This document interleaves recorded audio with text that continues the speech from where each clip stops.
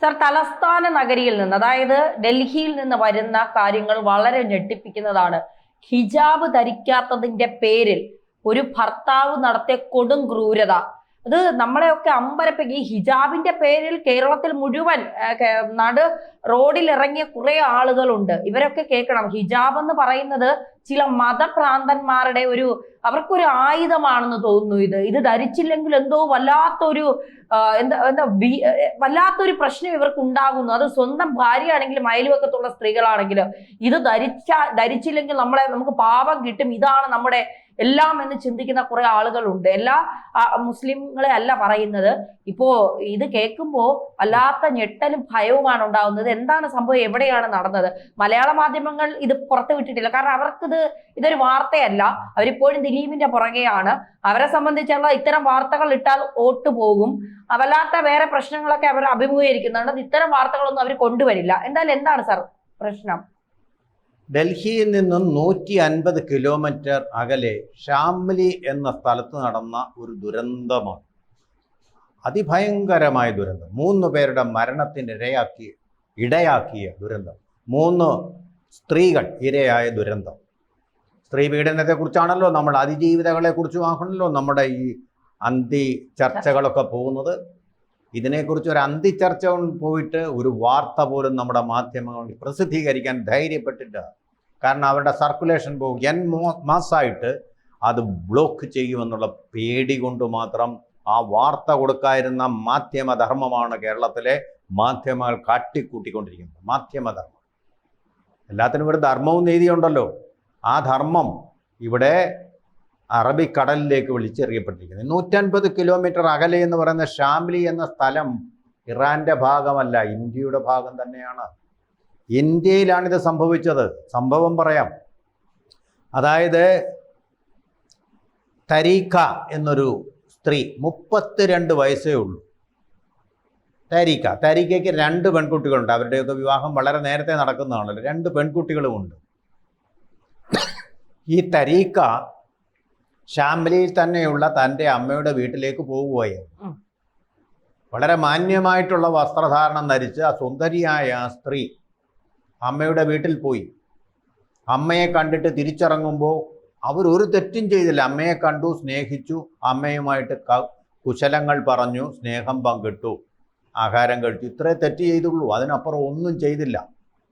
പക്ഷേ ഈ തരീഖയുടെ ഭർത്താവായിട്ടുള്ള മുഹമ്മദ്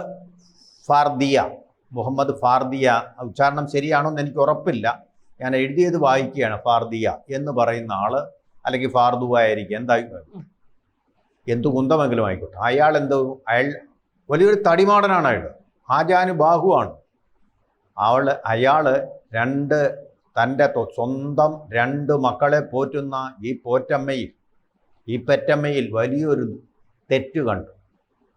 ആ തെറ്റെന്താണെന്നറിയാം? അവർ ഹിജാബ് ധരിച്ചില്ല. ബാക്കിയെല്ലാം നല്ല സാരിയാണ് അവർ ചുറ്റിയിരിക്കുന്നത്. സാരി ധരിച്ചിരുന്നു, യാതൊരു കുഴപ്പമില്ല. ഭംഗിയായ വസ്ത്രധാരണം, അന്തസ്സായ അഭിജാതമായ വസ്ത്രധാരണം. പക്ഷേ തലയിൽ ഹിജാബ് ധരിച്ചിരുന്നില്ല. അതിൻ്റെ പേരിൽ അയാൾ എന്ത് ചെയ്തു? ഭാര്യയെ ആദ്യം വെട്ടിക്കൊന്നു. ക്രൂരമായിട്ട്, പന്നികളെയൊക്കെ കൊല്ലുന്ന പോലെ സ്വന്തം ഭാര്യയെ വെട്ടിക്കൊന്നു. അമ്മയുടെ നിലവിളി കേട്ട് ആ 2 പിഞ്ചോമന കുട്ടികൾ ഓടി വന്നു. 2 പെൺകുട്ടികളാണ്.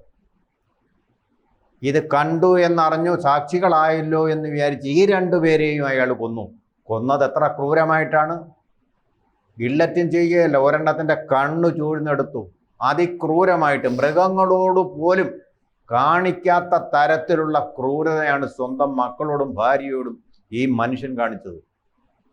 ഇതൊരു ഞെട്ടിക്കുന്ന കാര്യം തന്നെയാണ് തീർച്ചയായിട്ടും. പക്ഷെ അതിനേക്കാൾ എന്നെ ഞെട്ടിക്കുന്നത്, കേരളത്തിലെ കൊടികെട്ടിയ ഒരൊറ്റ പത്രപ്രവർത്തകനും ഈ വാർത്ത പുറത്തു കൊണ്ടുവന്നില്ല, ചർച്ച ചെയ്യാൻ തയ്യാറായി. നാഷണൽ ചാനലുകളിൽ മാത്രമാണത് വാർത്തയായിട്ട് പോലും വന്നത്. എന്താണ് ഈ ഹിജാബ് എന്ന് പറഞ്ഞാൽ? ഞാനൊരു കാര്യം പറയാം. ഈശ്വരൻ നമുക്ക് നൽകേണ്ടതെല്ലാം, അല്ലെങ്കിൽ അള്ളാഹു, അതായത് നമ്മുടെ ജഗദീശ്വരൻ എന്നൊക്കെ പറയുന്ന ആ ശക്തി, സർവേശ്വരൻ, അതെ, പ്രവാചകൻ വേറെ. പ്രവാചകൻ റസൂൽ എന്ന് പറയുന്ന ഈശ്വരൻ പറഞ്ഞത് കേട്ട് നമുക്കത് പറഞ്ഞു തന്ന ആൾ, ഒരു ഇടനിലക്കാരൻ. അതല്ലേ അള്ളാഹു എന്ന് പറയുന്നത്, പ്രവാചകനല്ലേ? അല്ലല്ല, മുഹമ്മദ് നബിയാണ് പ്രവാചകൻ. അതെ, ദൈവം എന്ന് പറയുന്ന അള്ളാഹു. മറ്റേത് റസൂൽ, ദൈവദൂതനാണ്. അന്ത്യപ്രവാചകനുമാണ്. ഒരുപാട് പ്രവാചകന്മാരുണ്ട്. ആ പ്രവാചകന്മാരെ നമ്മുടെ പരമ്പരയിൽപ്പെട്ട ശ്രീകൃഷ്ണൻ, ശ്രീബുദ്ധൻ, ഇതൊക്കെ പ്രവാചകന്മാര്. പക്ഷെ അവസാനമായിട്ടുണ്ടായ പ്രവാചകൻ മുഹമ്മദ് നബി ആണ്. ആ മുഹമ്മദ് നബി കഴിഞ്ഞാൽ പിന്നെ ആരും ഉണ്ടാവുകയില്ല ഇനി. അതുകൊണ്ട് മുഹമ്മദ് നബിയാണ് അവസാനത്തെ വാക്കെന്നുള്ളതാണ് ഇസ്ലാം വിശ്വാസം. അതേ ഉള്ളൂ. അതിൽ നമുക്ക് പ്രശ്നമൊന്നുമില്ല. അങ്ങനെ ഓരോ മതത്തിനും ഓരോ വിശ്വാസം ഉണ്ടല്ലോ. എല്ലാം ശരിയായിക്കൊള്ളണമെന്നും നമ്മൾ അംഗീകരിച്ചു കൊള്ളണമെന്നൊന്നുമില്ല. അത് പോയിക്കോട്ടെ. അത് അംഗീകരിച്ചേ പറ്റുമെന്നും പറഞ്ഞ് കൊലപാതകത്തിലേക്ക് തിരിയുമ്പോൾ മാത്രമാണ് അംഗീകരിക്കാത്തവൻ കാഫിറാണ് എന്ന് പറയുന്നതോ അവിടെയാണ് പ്രശ്നം ഉണ്ടാവുന്നത്. ലോകം സംഘർഷഭരിതവും കലാപകലുഷിതവുമായി തീരുന്നത്, കില്ലിംഗ് ഫീൽഡായിട്ടും തീരുന്നു. അതവിടെ ഇരിക്കട്ടെ, നമ്മുടെ വേറൊരു വിഷയം. നമ്മൾ ഇതിലേക്ക് വന്നാൽ ദൈവം അല്ലെങ്കിൽ അള്ളാഹു ഈശ്വരൻ തരാനുള്ളതെല്ലാം തന്നാണ് ഓരോ കുഞ്ഞിനെയും ഭൂമിയിലേക്ക് അയക്കുന്നത്. എന്താണോ ആ കുഞ്ഞിൻ്റെ ശരീരത്ത് ജനിക്കുന്ന അവസ്ഥയിലുള്ള അത് തന്നെയാണ് ദൈവം തന്നിരിക്കുന്നത്. ബാക്കിയെല്ലാം മനുഷ്യനിർമ്മിതമാണ്. മതങ്ങൾ പോലും മനുഷ്യനിർമ്മിതമാണ്. മതം നിർമ്മിച്ചത് മനുഷ്യനാണ്, അല്ല ദൈവമല്ല. ദൈവത്തിൻ്റെ പണിയല്ല അത്. ഒരു മതവും, ഒരൊറ്റ മതവും പിന്നെ ആർക്ക് വേണ്ടിയാണ് ഈ കൊലപാതകങ്ങൾ നടത്തുന്നവർ? ആരാണ് ഇവിടെ ചെവി എന്ന് പറഞ്ഞു ഇവിടെ കൊല്ലുന്ന? നിങ്ങളെ പഠിപ്പിച്ചു വെച്ച വിശ്വാസം, ആ വിശ്വാസം നിങ്ങളുടെ മസ്തിഷ്കത്തെ പ്രക്ഷാളനം ചെയ്തിരിക്കുന്നു. അതിൻ്റെ നന്മകളെയെല്ലാം കഴുകി കളഞ്ഞ് തിന്മകളാക്കി വെച്ചിരിക്കുന്നു. കൊല്ലുക എന്ന് പറയുന്നത് പാപമാണ്. ദൈവം സൃഷ്ടിച്ച ഒരാളിനെ കൊല്ലാൻ മനുഷ്യന് അല്ലെങ്കിൽ ഈ ഭർത്താവിന് ആരാണ് അവകാശം കൊടുത്തത്? അത് ഹിജാബ് ധരിച്ചില്ല. ഹിജാബ് ധരിച്ചില്ല എന്നും പറഞ്ഞു. ഹിജാബ് ധരിക്കാത്തത് കൊണ്ട് എന്താണ് അവിടെ സംഭവിച്ചത്? ചാരിത്രം നഷ്ടപ്പെട്ടു പോകുമോ സ്ത്രീകൾക്ക്? ഓരോ സ്ത്രീക്കും അവളുടെ വസ്ത്രം തിരഞ്ഞെടുക്കാനുള്ള അവകാശമില്ലേ? അവളുടെ തൊഴിൽ തിരഞ്ഞെടുക്കാനുള്ള അവകാശമില്ലേ? അങ്ങനെയല്ലേ? അങ്ങനെയുള്ള ഒരു ലോകം ക്രമമല്ലേ ദൈവം അള്ളാഹു തന്നെ സൃഷ്ടിച്ചിരിക്കുന്നത്? എന്താ സംശയം? ഇയാളെ ആരാ അധികാരപ്പെടുത്തിയത് ഇങ്ങനെ കൊല്ലാൻ? ഹിജാബില്ലെന്ന് പറഞ്ഞ് കൊല്ലാൻ? പരാതി പറയാം, പോട്ടെ. അത് അവിടുത്തെ മഹല്ലയിലോ എവിടെയെങ്കിലും പരാതി പറയാം. ആ പരാതിയുടെ അടിസ്ഥാനത്തിൽ മഹല്ല എടുത്ത തീരുമാനപ്രകാരം ചെയ്താണെങ്കിൽ കുഴപ്പമില്ല. ഭർത്താവ് തന്നെ കൊല്ലുക. ഇതിനുള്ള അധികാരം നിങ്ങൾക്ക് ആരാ തന്നത്? ഭർത്താവ് എന്ന് പറയുന്ന ഭാര്യയെ കൊല്ലാനുള്ള അധികാരം ആരാ തന്നത്? അവിടെ നടക്കുന്ന നിക്കാഹ് നടക്കുമ്പോൾ അങ്ങനെ കരാറാണല്ലോ അത്. ആ കരാറിനകത്ത് പറഞ്ഞിട്ടുണ്ടോ? കരാറിനകത്ത് പറഞ്ഞു ഇന്ത്യൻ ശിക്ഷാനിയമം അവിടെ നിൽക്കട്ടെ. മറ്റൊരാളിനെ കൊല്ലാൻ ഭാര്യയായാലും മകളായാലും കൊന്നത് കൊലപാതകം തന്നെയാണ്. ക്രൂരമായ കൊലപാതകത്തിന് ശിക്ഷ വേറെ കിട്ടും. ഞാൻ ചോദിക്കുന്നത്, നിങ്ങളുടെ മതാടിസ്ഥാനത്തിൽ ചെയ്തു നോക്കിയാൽ ഈ അധികാരം നിങ്ങൾക്കാര് തന്നു? ഇവിടെ ഇസ്ലാമിലാണെങ്കിലും തീരുമാനിക്കേണ്ട ശരീഅത്ത് കോടതിയല്ലേ? ഇന്ത്യയിൽ ശരീഅത്ത് കോടതിയുണ്ടോ?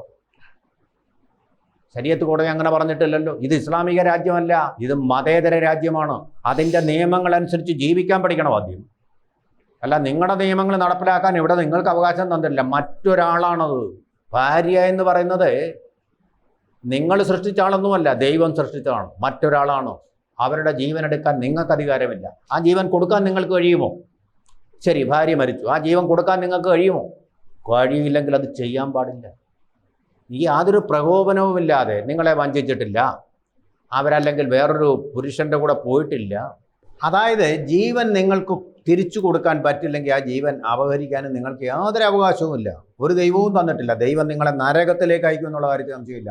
മതപരമായിട്ട് ഇന്ത്യ ഒരു സംശയമില്ല.